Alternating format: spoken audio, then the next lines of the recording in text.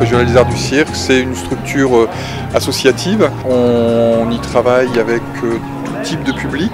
On fait du cirque pour les amateurs, mais aussi du cirque pour les futurs professionnels. On accueille des artistes en résidence et on fait un petit peu de diffusion de spectacles également. On a toujours eu une volonté d'être dans l'économie sociale et solidaire. On a un fonctionnement associatif avec un bureau et un conseil d'administration très actif en fait. Et puis dans le fonctionnement aussi en direction des salariés, on a toujours eu une volonté de travailler, d'allier le social en fait et une politique sociale très développée au sein du Centre des Arts du Cirque.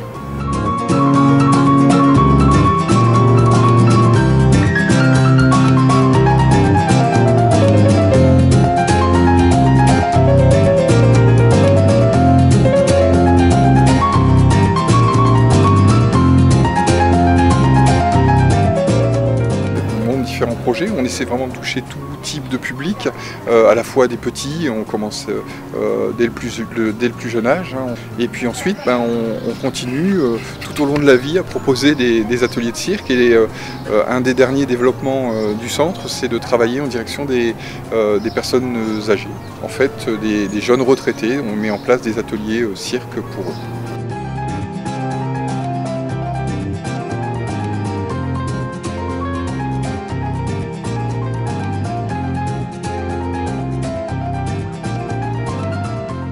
On a une formation professionnelle également, enfin on a deux formations professionnelles, une formation d'artiste et une formation de pédagogue.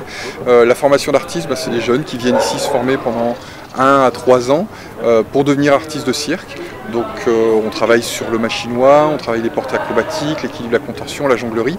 Donc ces techniques-là sont développées et à côté de ça, il y a toute une formation qui est mise autour de ça, avec de la danse, du jeu d'acteur, etc.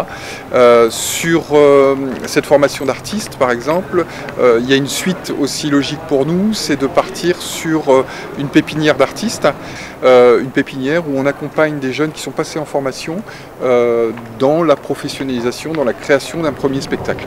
Et tout ce mélange, c'est ce qui est une particularité du lieu, c'est qu'un enfant qui sera dans un chapiteau ou dans une salle, il n'a pas besoin de faire des kilomètres pour rencontrer des artistes, il passe la porte de la salle d'à côté et puis il va rencontrer des artistes. Et des artistes viennent parfois travailler dans des salles où il y a des personnes handicapées, etc. Et ce brassage, pour nous, c'est quelque chose d'important parce que ça met l'artiste et l'adhérent, je dirais, amateur, en contact permanent.